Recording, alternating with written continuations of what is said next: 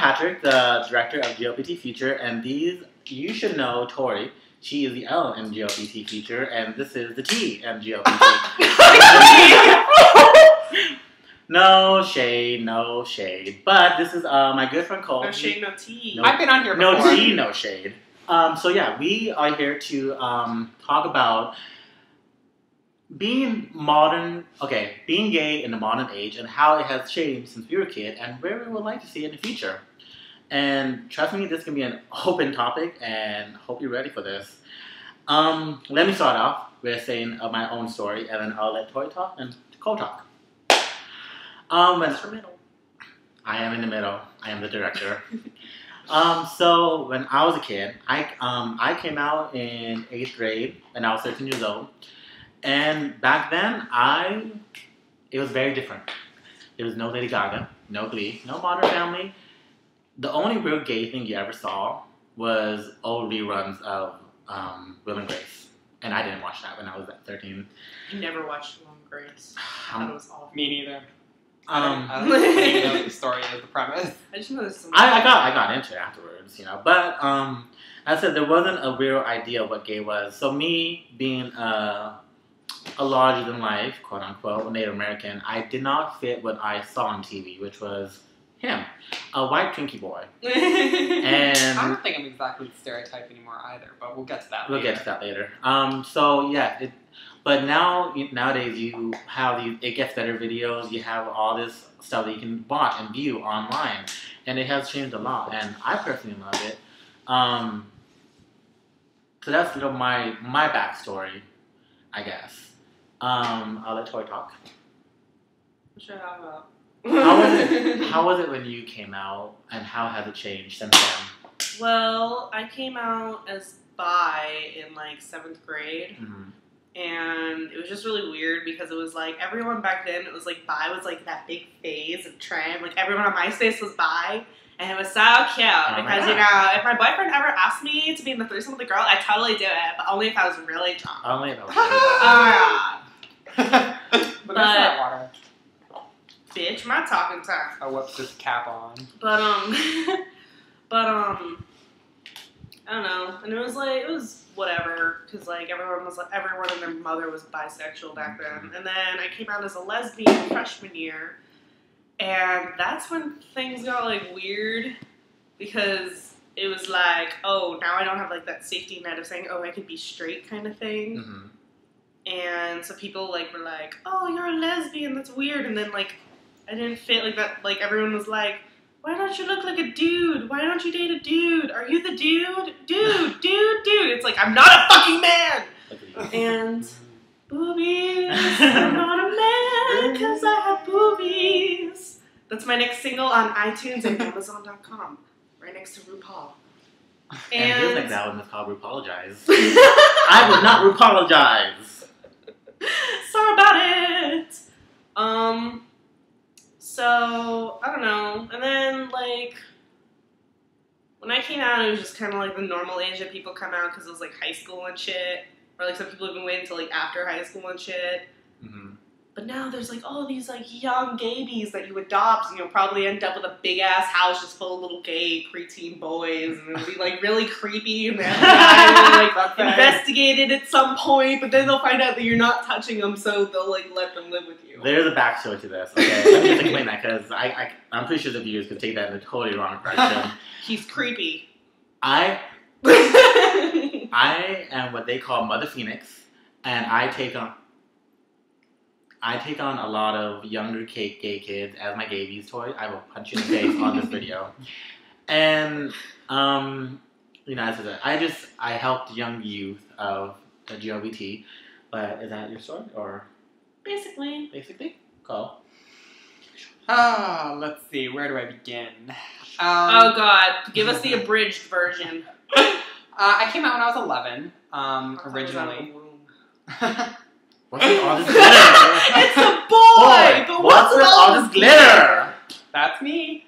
But I would say that whenever I first came out, like I said, I didn't see too much gay in the media. I was, you know, still pretty young. And I would say, you know, what I did see, I remember watching my first kind of exposure to gay culture per se was via MTV's Next.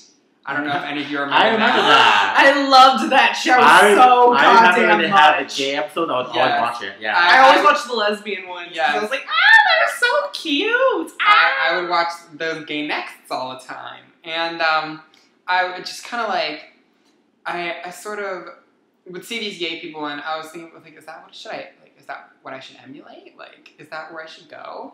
And, you know, I would say, you know, of course they had a variety of people on that show, but at the same time, I think that I wasn't really sure about what exactly to do, like who I should be as a gay person. And, you know, I started watching, like, Chris Crocker videos and, you know, all those kind of things, and, like, basically whatever YouTube things I could find about being a gay person, Gay God, you know, all of them, and, oh God, who's the other one? I did. I'd watch a lot of, you know, those kind of videos, and I wasn't, like I said, I wasn't really sure about who I was as a gay person. You know, but I found, you know, as I grew older, at first I was really into, like, trying to fit the stereotype. And, you know, it wasn't even so much about, like, trying to fit the stereotype. It's partially what came naturally to me, because I am different. I am obviously gay. I wear makeup. You know, there's a lot of things about me that are very, very gay.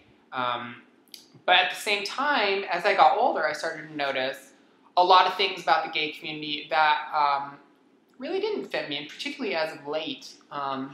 It's been kind of one of those things where I just, it's been something that I've had to question about myself, and of course not my sexuality, but who I was as a gay person because of all these things. Because I feel like a lot of the newer gay stereotype is really buff guys and, you know, all this, and I know, hold on, give me a sec.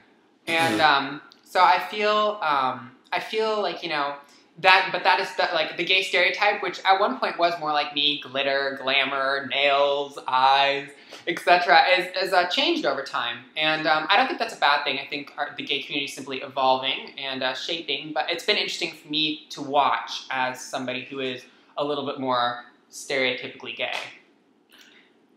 And that is my spiel. Thank you very much. So yeah, that's, you know, we all come from a different background, and we all grew up in a different way. I'm a drag queen. He's a glamour boy. Whatever the hell that is. Well, I don't know what that is. Let's see, what's that one song about not labeling me? And Troy, how would you describe yourself? I am what? Sickening, bitch! You'll notice how I just quietly sit out of these kind of moments. Continue on. A nurse!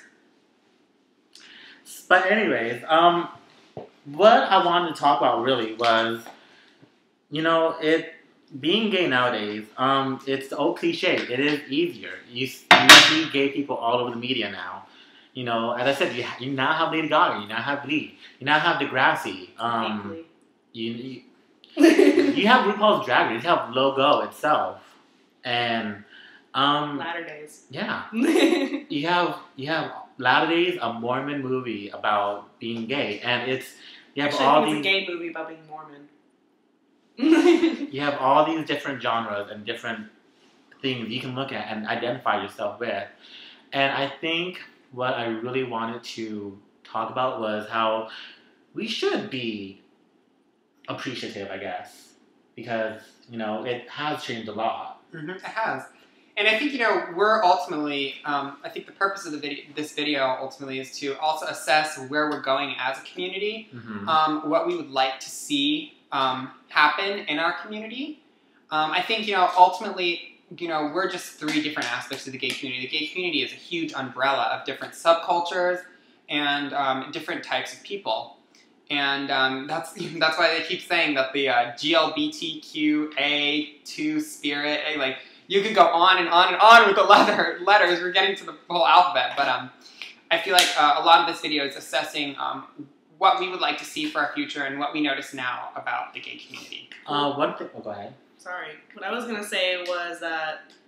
Actually, you know what? You go first. Okay. Mine is actually to the point. Well, I was actually gonna go back a few steps to where, because he mentioned something that we have noticed, and you brought up something that I find very fascinating. Nowadays, kids are coming out a lot younger because, as I said, it's common. It's not that different. It's not that taboo, Mm-hmm. and they're coming out as truly gay, truly lesbian, truly whatever. When I came out, I was a bisexual, quote unquote, and yeah, and you said you came out as a bisexual.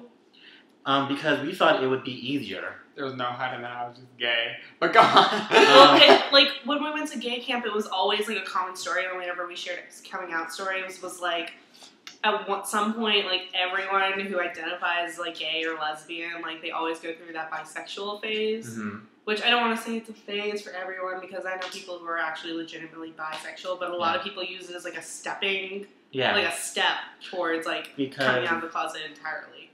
Because it is considered easier to say, "Oh, I'm still straight. I can live that nomadic lifestyle." Mm-hmm. And but I think it's because like what I said before was that like when I came out as bi, it was like a really common like fad kind of thing. Mm-hmm. And I don't think that's the case anymore because of like how society's like evolved about that. Like back then it was like, oh, like everyone was bisexual and it was like so easy to just say you were bisexual, and now it's like, well, like there's Lady Gaga and Glee and everything and it's telling me that it's okay to be gay, so I don't really need that whole bisexual stepping stone to like just as a safety net so people don't think like I'm a full on like gay person kind of thing. Yeah. I don't know. I find that cool. I think so too. Because I remember whenever I came out, like I said, I did come out very young. I came out when I was 11, and it was a big thing. Like it was still really, and that wasn't that long ago. I mean, I'm only 17 now. That was what, 6 years ago. Mm-hmm. So I mean, you can really see the evolution of the integration of GLBTQ culture into the daily lifestyles of many people, simply through the media and the likes. And in that very short period of time, mm-hmm. which is a good thing. I think it's like evolving a lot faster now, like in the 2000s though, because like before it was like it took so long for like sodomy laws to be gotten rid of, and like all this other shit, and like the only gay things in the media was like barely anyone ever heard about Stonewall, and then it was like there was like Divine and Boy George and like stuff like that, but like it wasn't really like mainstream kind of stuff. And since like the 2000s, like all these states are legalizing gay marriage, and like there's a whole gay channel, and like I just like whenever people sped up. Right. One thing I would like to talk about though is gay in the media. What do you feel about gays nowadays not knowing their history? I think it's, I don't know. Like I think they should be informed. I agree. Because I think what's happening is that because it's not so much of a big deal, I think kids nowadays don't appreciate what they have. All the people who fought for them and all the people who, first sacrificed their lives for them. Milk and other people like that. Mm-hmm. And even before then, like the word faggot originally originated with because people were burned at stakes for being gay, and then their ashes, of course, ashes are faggots. And that's how that whole word even came about. Mm-hmm. So even going further back, burn along with the witches. Well, like I said, I think we should find a way to still appreciate what have people done for us. Mm-hmm. And learn, because as the old quote is, you can't change the future if you don't know your past. Mm-hmm. So if we get to learn about our past, we could be able to learn how to change the future. Take from example, Right. And we are the future of the GLBTfuture. And so I think, How accurate, how appropriate. Yeah.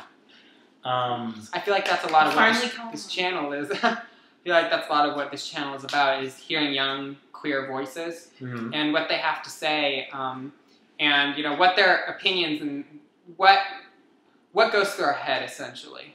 Yeah. And so that you can kind of get a little bit of a picture of what the future of the gay community is going to look like.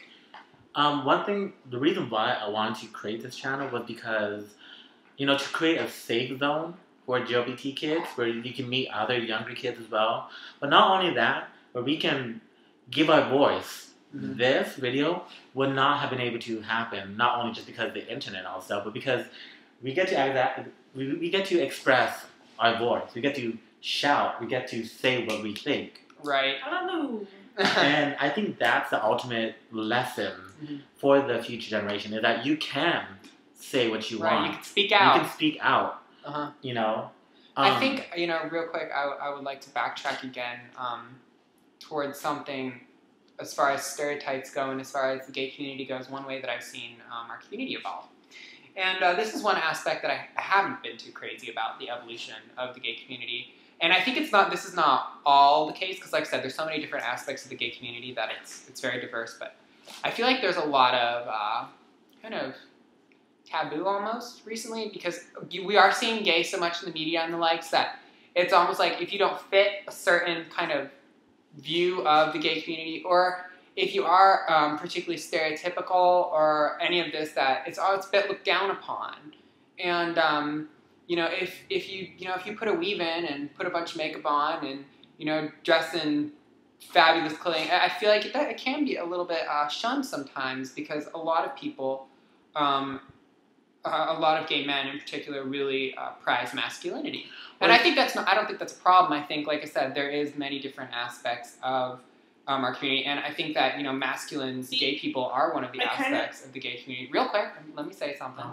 I think that there's nothing wrong also with really being out there about it, and if you want to put a damn skirt on, honey, put a damn skirt on. I don't think that there's any problem with expressing yourself in whatever way that you want to express yourself. And I feel like that's something that the gay community has lost, because before it was such a taboo that it's like, well, if you're gay, whatever, just do whatever you want. Besides, you're just gay anyway. But now that it is becoming more accepted, I feel a lot like it's expected that we're to be more normal per se as well. And I feel like that if we want to be accepted as a community, we should receive acceptance for all of what we are, and not just the fact that we have sex with the same gender. See. Okay, wait. I just want to put this down right now. I do appreciate everything that you said, but this video is for all of our voices to be heard. So I think we should. I appreciate what you said, and you went on a good point. But it's a very important topic to discuss about the future of the gay community. It is a very important topic, but we have a time limit, so let's just pass around. Can I just say my opinion about what you just said, though? Go ahead. Okay, I disagree. Okay. Because look at all these other people. It's not just it's not just masculine gay men in the community. That's what you see on the porno sites and shit. But there's Adam Lambert, who's a pretty gay boy who sings and he wears eyeliner all the time. Freaking Raja's his makeup artist, and they have. You never hear about Raja, and I don't know. Raja won season 3. Well, he's anybody that's really not famous. in the gay community wouldn't really know that. The drag queen community, unless you watch American Next Top Model, or I'm just saying, what I'm saying is that there is stuff out there.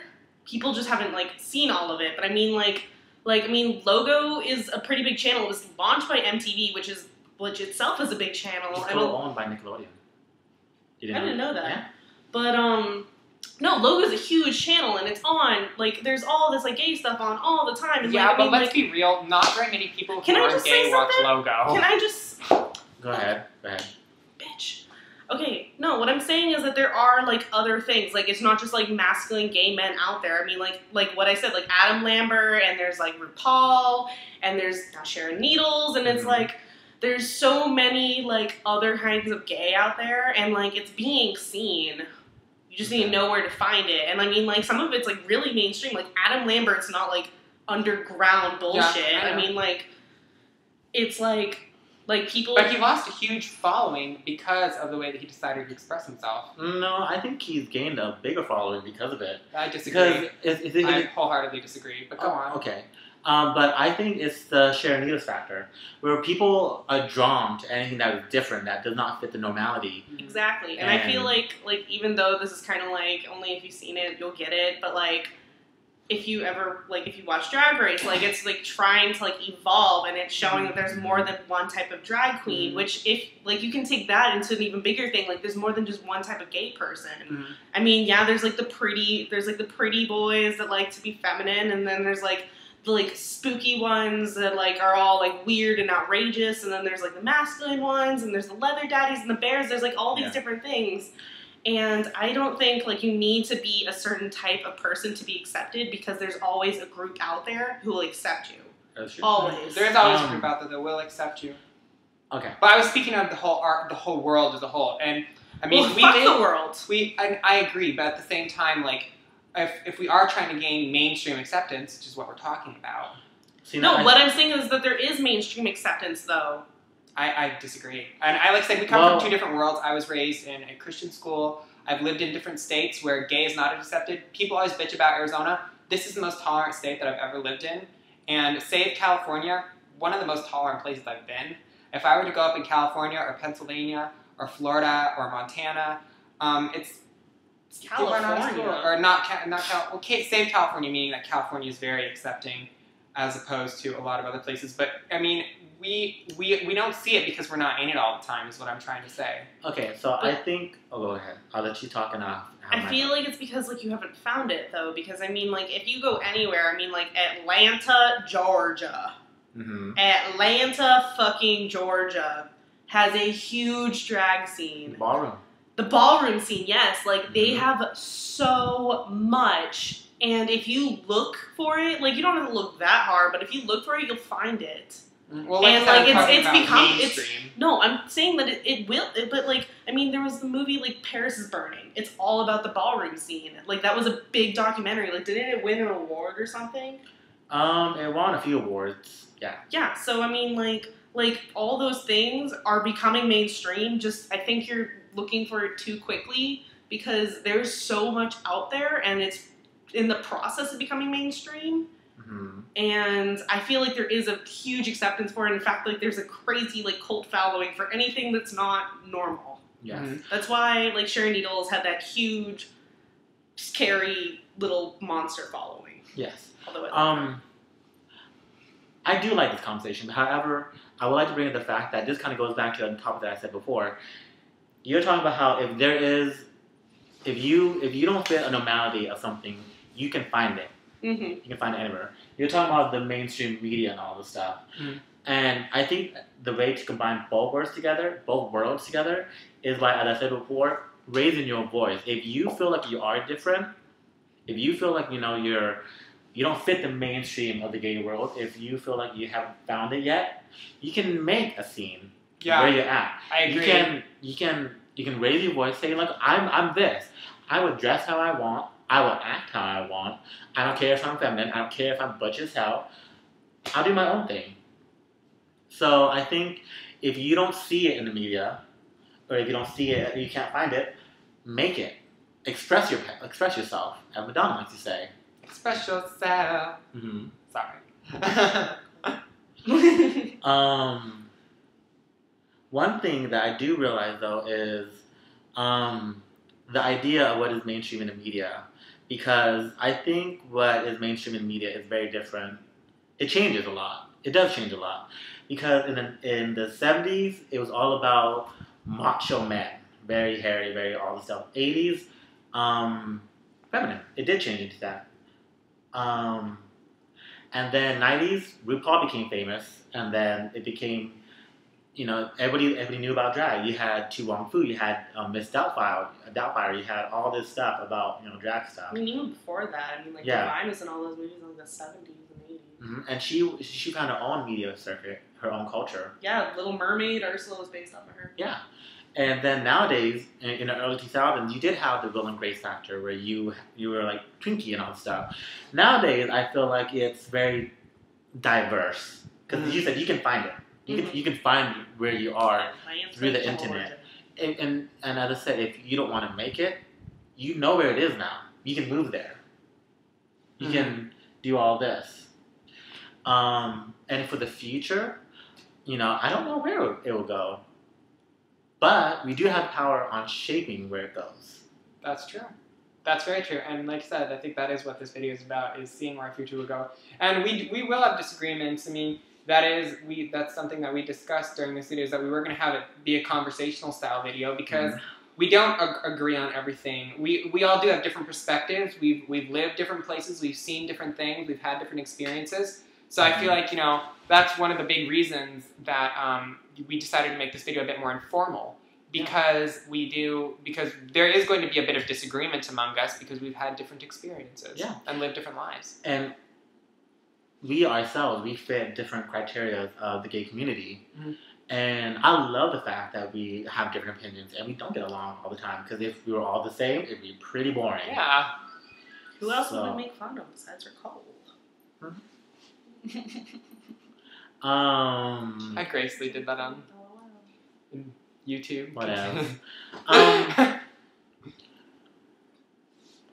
I think where I would like to see the future, this is how I would like to see the future. I would like to see the lines of you're lesbian, you're flamboyantly gay, and I'm a drag queen. I would like to see those lines dissolve in a way. Because the more we label ourselves, the more segregation we are creating, not only in the straight world, but in the gay world. And I feel like if we want to make a difference in equality, in marriage, in adoption, in all this stuff, we will have to work together. Right, yeah, I agree. And we can't have divisions among our own communities. And to segregate ourselves even more, it creates favoritism. I hear daily all the time that, well, gay people are in the media so many times, but lesbians have it so much easier because they're so much in porn. Bisexuals are so easy because, they're always playing the middle fence. Trans people, why can't, do. And so... I just want to say that go that's ahead. true sometimes. Well, go ahead, say it.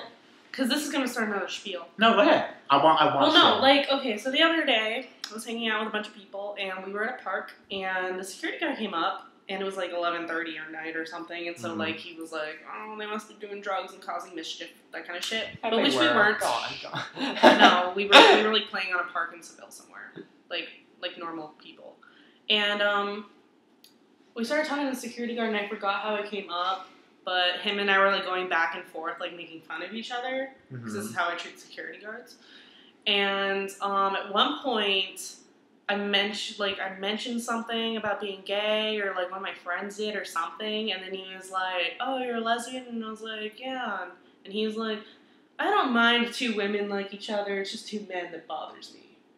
And I see that so much, and like, even though I'm a lesbian, it really fucking pisses me off. And I think that goes back, because it honestly, what the main topic of the video is by raising your voice, I think that will always go back to it. There are always going to be ignorant people in the world that say stuff like that, but that gives us a chance to educate them and show them that we are not that different from you. The way we have sex, not us together. You guys should kai-kai! No, honey. He said he wants to be a drag queen. Get back in the video, honey. But the way we love, the way we do all this stuff is not that different from anyone. Love does not have genitals. I'm sorry, it is not. Like the way Debbie Navani would say, what was it? Like, genitals are just God's way of accessorizing. And you know what? And I got some good accessories, baby. And I think, edit that out. Because in all honesty, we are all born the same. What you put on your clothes is just accessories. You were all born naked. The rest is drag. We were all born naked, and the rest is drag. Yeah. Basically, what we put on ourselves is just our way of expressing ourselves. It is a way of expressing ourselves. I said, I'm a gay boy. He's a gay boy. But as you can tell, we're different. I have a Homer's t-shirt on, jeans, and all the stuff. And he bitched about it. And Cole has, I don't know what he has on, but... He looks like Adam Lambert and some busted drag queen had an ugly baby. Raja. Don't even get me started about you. No, because Raja has better makeup skills. Because as you can see, I am the pretty one. But go on. We will move on. But as I said, so, you know, there are always going to be ignorant people in the world. And there are always going to be people who will try to divide themselves. Because it makes it easier.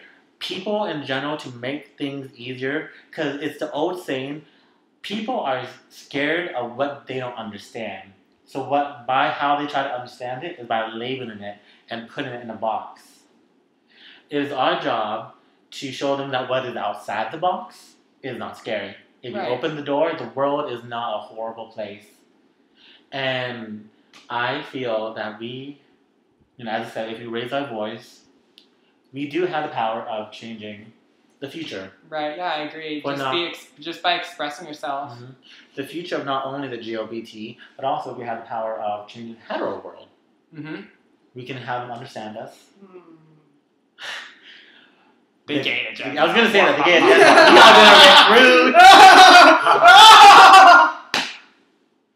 And so,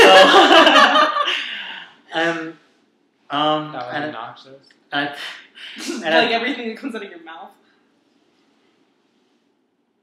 And I think that's what we gotta understand. We are the future. We are the youth right now. We gotta remember our past, learn from it, and from learning from our past, we will know what to do in the future. And we have the power to change the future by raising our voice. I agree, yeah. And I think that's the moral of the story. Moral of the whole video. If you can't love yourselves, how the hell you gonna if love you somebody can't love else? yourself, how in the hell can you love somebody else? Can I get an amen? Amen. Hallelujah. Jesus is a biscuit. Let him stomp you up. Thank you guys so much for watching this video if you made it this far. Doubtful. And I love you guys. And, you know, give us ideas on what to talk about in the future. And leave us a comment, like our video, favorite it, and just tell us what you want to see in the future. And I said this is... And post your opinions and the likes in the comments as well. I think it's valuable that we have opinions not only from just us three, but from, you know, everybody, you know, and our whole community as a whole, and from outside our community as well. Video response, do whatever you want to, as I said, raise your voice, speak your mind, and share your opinion. Let it out, baby. Let it out. Express yourself. Express yourself. Okay, we need to go to our movie now. So, right, I'm Hachinota. Don't say your name, actually. Tori. Why? Last names. What? Don't say your last name. I made that mistake. Why? It's YouTube. Yeah, it's a savvy thing. I'm Cole. I'm Patrick. I'm Tori. And I'm confused about my last name. And we are the GLBT Future, the future of the GLBT. Bye. Bye.